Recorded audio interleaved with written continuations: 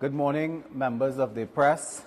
Good morning, citizens of Trinidad and Tobago, and supporters, well-wishers joining us in Trinidad and Tobago, in the Caribbean region, North America, Europe, and elsewhere. And welcome to our Sunday morning press conference being held at the headquarters of the United National Congress in Chaguanas, Trinidad. This morning, it is our intention, as we do every Sunday, to bring certain issues to the fore involving governance, involving serious matters of mismanagement by the government of the day, and to raise the current affairs issues that are troubling citizens of Trinidad and Tobago.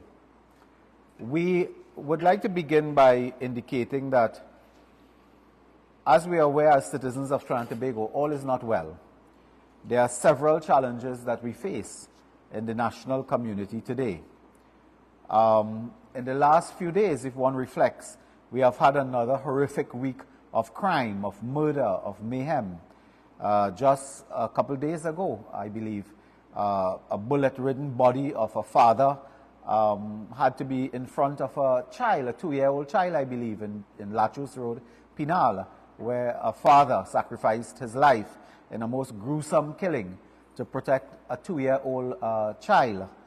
When we reflect again, we have had situations of murder, not one citizen, but 2 and 3 per day. This is happening for the last few years in particular, but it has been intensified now. And while this murder and mayhem is taking place, the Prime Minister himself was loitering in Guyana between 2 meetings. One meeting, I believe it was a CARICOM meeting, and the other was an energy meeting. And between that time, indeed, there was a week in which the Prime Minister chose to stay in Guyana to undertake certain touristic visits, while the country was in this mess that we find ourselves in. The Prime Minister was on a vacation in Guyana. This is a Prime Minister who expects a monthly salary soon of $80,000. While he is doing that, the Minister of Energy, who is in this case a shadow to the Prime Minister almost, this Minister of Energy is on a globe-trotting trip around the world, was last spotted, I believe, somewhere in Northern Africa, attending to some meeting which we are not sure that Trinidad and Tobago would ever see returns on in terms of investments and so on. Another minister have been in Europe, attending meetings in Europe, in Brussels and so on, and they are traveling the whole world and ramping up air miles and so on. They are burning the budget for travel. In several ministries, they are burning up their budget for travel, while the country receives little or no benefit from that type of waste of money. We also have seen in the last few days communities throughout Trinidad protesting over such an issue as water, where communities are without water. Even in my own constituency, there are areas that have been without water for weeks. We have had protests over roads. The country has been in a state where many businesses are now curtailing their activities, even some closing because of rampant crime, insecurity, the cost to doing business. And of course, a major issue that rears its head is the issue of extortion. And we have already pronounced on this and called for the establishment of a particular unit in the Trinidad and Tobago Police Service to deal with extortion by gang members who do this now with monotonous frequency and have threatened the lives, the liberty of business persons and their families if they don't pay this type of extortion tax. We have had a situation where our young people are without hope. Many young people today with university degrees, higher level education, and so on, find it hard to get a job. So much so that the OJT program and the National Employment Service of the Ministry of Labor have had to expand their reach to sop up some level of employment, because the business sector, the industry, the productive sector are not employing young people anymore because the economy itself has collapsed so that there is no job creation. And this affects particularly our young people at all levels, whether they are in hotspot communities or they are in communities where they are higher income. Those young people are today without jobs, they are without hope, and they are without a clue as to what future they have under this current regime. In terms of the crime, I wanted to remind persons we have had a kidnapping for ransom in my own constituency a week or so ago, in which a relative of a businessman, a prominent businessman, was kidnapped. Thankfully, I think the person was tied, and a farmer found the person somewhere in a lonely, deserted, abandoned area, and the police came quickly to rescue the person. So these are some of the issues that we have faced. And while we are facing the issue of crime, and I'll come back to that in a few minutes, we have had this ongoing matter which constitutes a regional security issue and today an environmental disaster. As we all know, on February 7th or thereabout, we have had a situation where we had an oil spill off the coast in Tobago. And while that happened off the coast of Tobago, the government has remained clueless. The Minister of National Security, who at times can be seen sleepwalking, has become hopeless in terms of answering certain questions.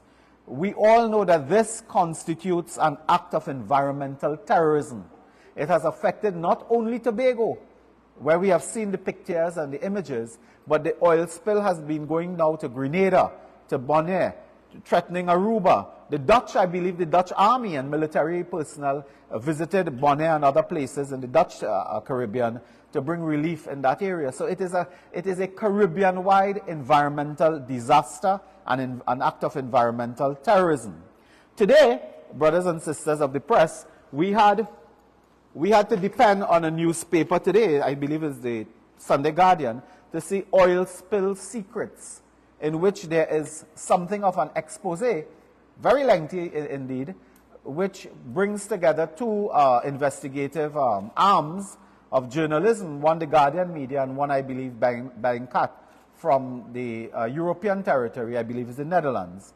And they have produced a report today with some detail indicating the origin of the Gulfstream barge, the origin of the tug, I believe, Solo Creed, and related matters. And they are tracing a chain of activities that led to February 7th and the oil spill. Now, if the newspaper and investigative journalists can do this across the transatlantic ocean, if they can do this, what is the government doing? How come the government of Trinidad and Tobago, with all the multilateral support at their disposal, Mr. Hines runs the Ministry of National Security, where we have spent billions on intelligence and so on, and the government cannot respond today to tell us who are the owners of that vessel called the Gulfstream barge. They cannot tell us conclusively where did it originate from, where was it going, what was it doing. We read in the paper today that it is possible that that vessel was docked at a port linked to the Venezuelan oil petroleum company PDVSA, and they were moving with in and out with fuel, with bunker, I think bunker fuel, and moving in violation of United States sanctions. So Trinidad and Tobago is now in this rather fascinating position where our waters and maybe agencies have been used to facilitate sanction busting, where vessels and groups of business persons linked to one government or another are involved in sanction busting through Trinidad and Tobago waters, and has produced now an act of environmental terrorism, where the government is unable to say. Today, brothers and sisters, remember February 7th to today, in around the first week of March, they have not produced a single report as to the owners of this vessel, who are responsible, what steps are being taken to call those responsible to account, and certainly in the case of damages, to pay for the damages that we have incurred. And these damages, I want to repeat the point, they are long-term, because you are dealing with fisheries, you are dealing with livelihoods, you are dealing with jobs. You are dealing with the environment. There are long-term damage. And no one has been called to account. This government has not been able in 21 days or so to bring any conclusion in terms of investigation. And I must remind you that the Ministry of National Security, in a release, I believe, dated February 14th, I have the release in my hand, they speak here, this Ministry of National Security, of an ongoing investigation into this crisis. Today, brothers and sisters, March 3rd, I believe, today, we are no nearer to having questions answered on this matter than we were on February 7th. The government came to Parliament, we asked questions, of course, and the government told us that they simply don't know.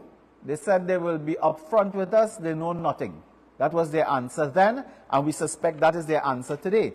And this is why we are depending at this time on reports in the press, investigative journalists across the board between Europe and Trinidad and Tobago to tell us something that may be accurate, because we cannot verify this easily. It requires state and international agencies to verify ownership. We do know that, according to the newspaper, it involved owners operating in and out of Panama, possibly certain areas across the Atlantic as well, with interests in the Caribbean and particularly in Venezuela.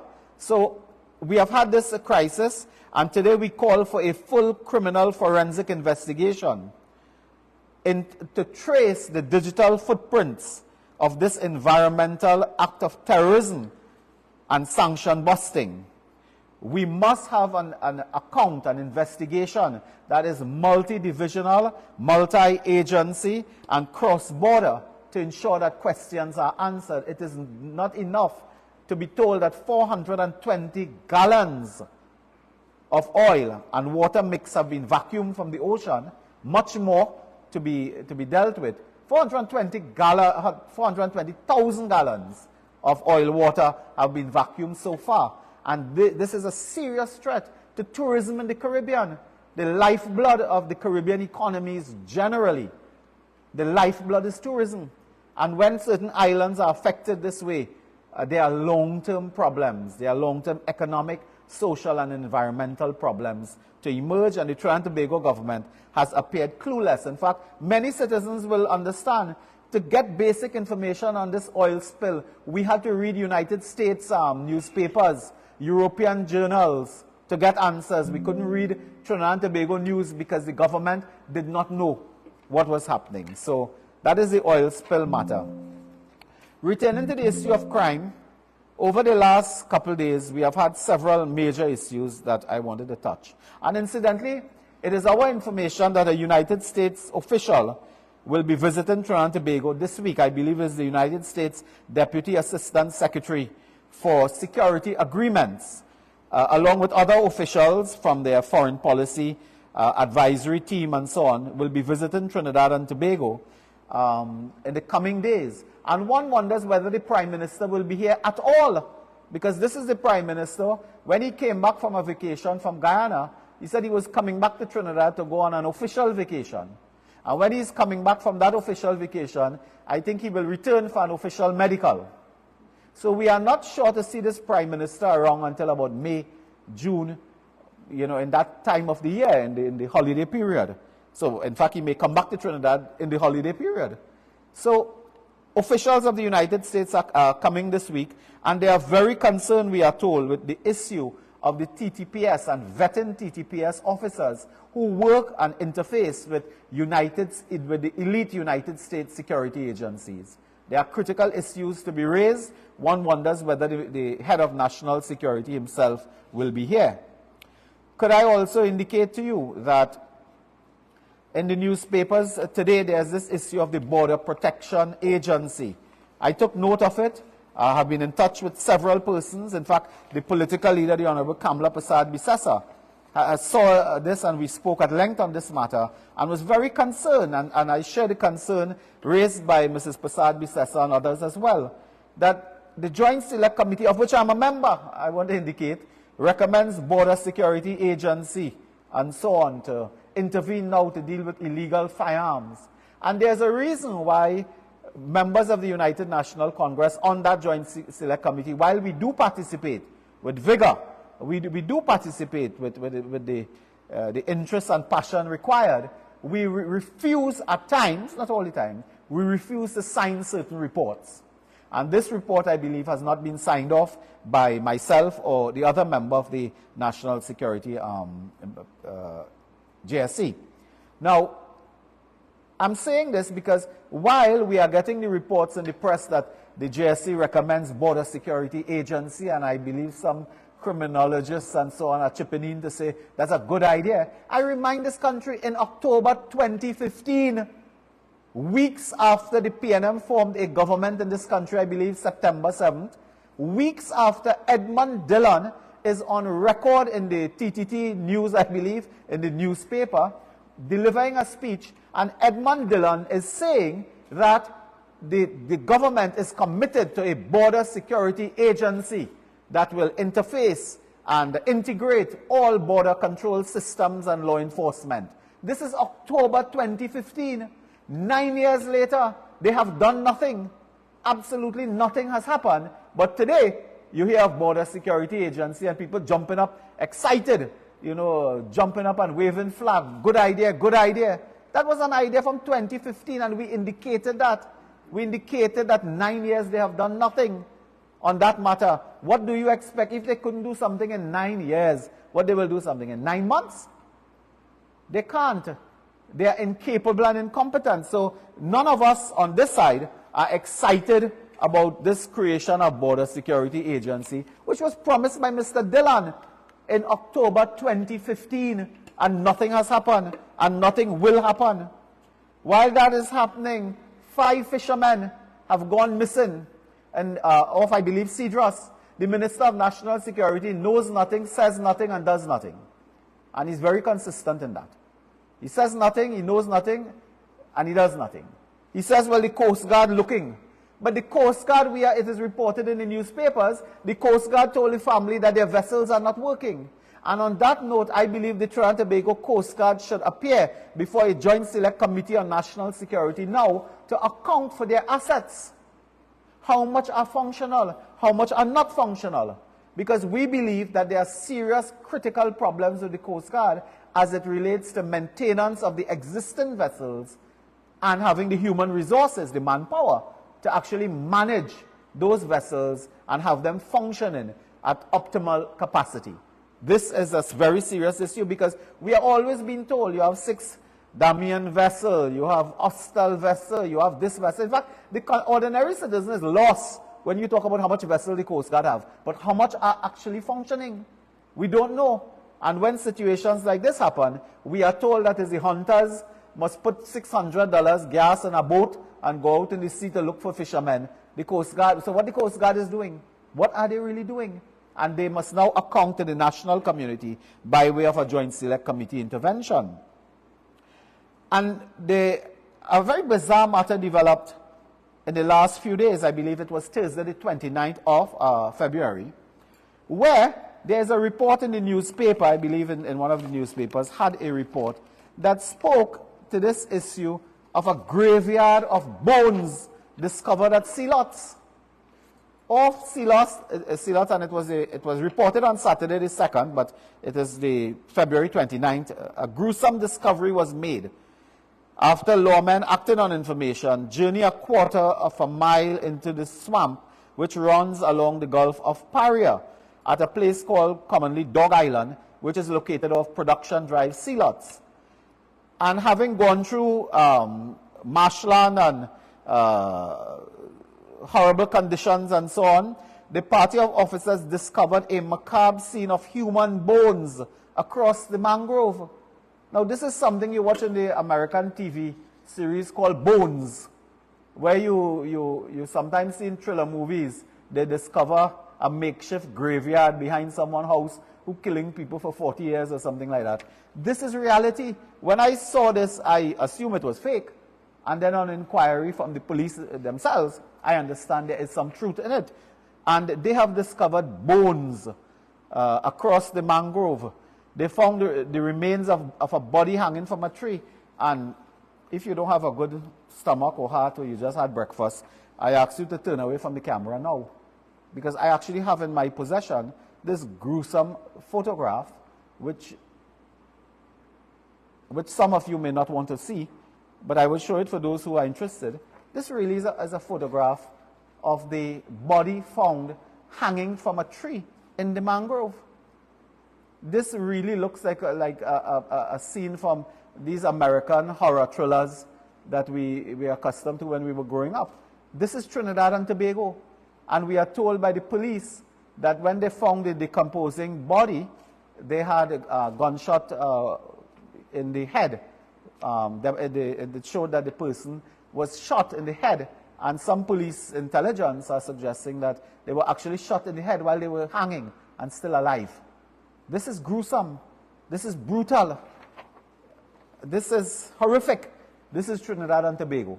Under Keith Rowley, Fitzgerald Hines, Teotiong, and others, that we would find this kind of horrible development, and a killing field located really, I think about 5 kilometers from Port of Spain city center, that this will be happening. And it speaks to several issues, the collapse completely of law enforcement. It speaks to the issue of what the criminal intent involved when people believe that they can do this and get away with it. So, members of the press, these are very, very serious matters engaging the attention of citizens. And I remind you, it was just about a month and a half ago, the Prime Minister came back to Trinidad, I believe, to change his clothes and leave again, made a speech and said we are giving $100 million to the Defense Force for an intervention in hotspots. What has happened to that? We said that we did not support that. That was taking money literally and throwing it to gangs. Where are you going to get retired Defense Force men and women to come back? Where are you going to get them to come back and go where? Which retired Defense Force officer going in a hotspot, going in a place where a body like this could be hanging, and they are going to deal with crime? This is unworkable, and they were using that money to throw away to the gangs, to give the gangs. But this morning we want to bring hope. We have outlined a comprehensive plan to deal with crime. Mrs. Prasad Bisesa has spoken, I believe now for about 8 years or more, on this issue of crime and policies. We have outlined enormous policy, whether it is stand your ground policy, dealing with extortion, dealing with home invasion, dealing with cybercrime. We have outlined those policies, and we are convinced that we, in the United National Congress, we will return law and order to Trinidad and Tobago, and we will do it in quick time. It will not require a long time. We have said before, in 6 months, we can at least make a dent. In 6 months, we can make a dent. We can deal with the criminal activity in 6 months, not reduce dramatically necessarily, but on 6 months, we should be able to confront this crisis. It is time to secure you. It is time to secure your family. The time is coming to remove the PNM, and we have to return law and order. There is no economic development without law and order, and we must be very clear on that issue. More will be said, I believe, on that in the coming days. But while this is happening, I want to indicate to the national community, while this is happening, the government is busy doing some very strange and suspicious things. And I will indicate one area at this time. They are involved now, the PNM and the political leader, they are involved in a political campaign. And this party is involved in a campaign using resources of the state. We are told that they are building a war chest for the general elections, and part of it is giving out hundreds of millions of dollars through 2 agencies in particular, many, but 2 I'd like to raise this morning. The Rural Development Company and the Palo Seco Agricultural Enterprises Limited Company. What is very curious is that we have new procurement laws in place, which they resisted for 9 years, I think. We have new laws in place. It requires state enterprise to put on their website their list of work for the year, what they intend to do for the year that requires procuring goods and services over a certain amount, over a certain threshold. I have in my hand a printout from the website of Palo Seco Agricultural Enterprises Limited. This is a printout from their own website.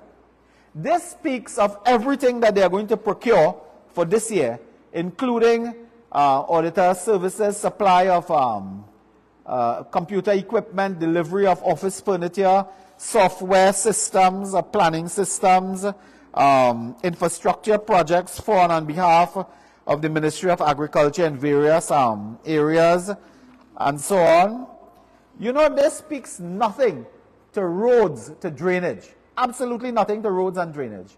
But the Palo Seco Agricultural Enterprises Limited is on the way to tendering for $300 million in roads and drainage, while this is not published on their website, in breach of the procurement laws. That is what they are up to. And we are told it is a select group of companies that are tendering and receiving awards across the board, not only Palo Seco, across the board. And those companies have links to the PNM and the Balize House project and funding the PNM in the next election. One or two from South Trinidad as well, which we know well. They are involved in siphoning monies through companies to the government, the PNM, to fund their election campaign. And we are calling for this investigation into the Palo Seco Agricultural Enterprise Limited that cannot indicate that they are building roads and drains, but are tendering for multi-million-dollar projects for roads and drains in contradiction of the law. The Rural Development Company, we believe that has gone rogue as well. They are giving out contracts left, right, and center without proper tendering, without proper supervising in some cases. In some cases where they undertake projects, we are told that is substandard work. We have called before for an investigation into the Rural Development Company. So between the Palo Seco and the Rural Development Company, they are moving with about $500 million or more in contradiction to the law, and they are siphoning it out to the ruling party of the day to fund their upcoming general elections campaign. And we'll have much more to say. We have indeed filed some questions in the Parliament and elsewhere to deal with this matter of the abuse and the theft of government funds using state enterprises to do so. I also wanted to raise one matter before I close this segment, and that had to do with another very serious matter that is in the national domain today. And I raised the matter, this matter. It is in the Express newspaper of today. I won't be gagged. And in a nutshell, without me reading the entire thing, is that a former high-level official of Neil and Massey Holdings, I believe it was, former high-level official of Massey Holdings, indicated that at some time ago that there were serious problems arising out of bad governance, arising out of waste of funds, very suspicious, almost macabre as well, developments where the person indicated that they were spending money to send people to train abroad to talk to the dead, in a nutshell. I haven't been engaged in that, but what I can say is that whatever that might be, that is not for a company that has a 40% shareholding of a government. The taxpayer funds 40 cents on the dollar of Massey through, I believe it is National Insurance Board, investment into Massey. So that when we look at Massey, unless I'm mistaken, we are also looking at taxpayers' funding in some form or fashion. And we are told that this is a complete crisis now, where they have undertaken to have an engagement, an investigation, involving, incidentally, I believe, the first gentleman of the country, who is an attorney at law, investigating this matter. And they are investigating and has asked that the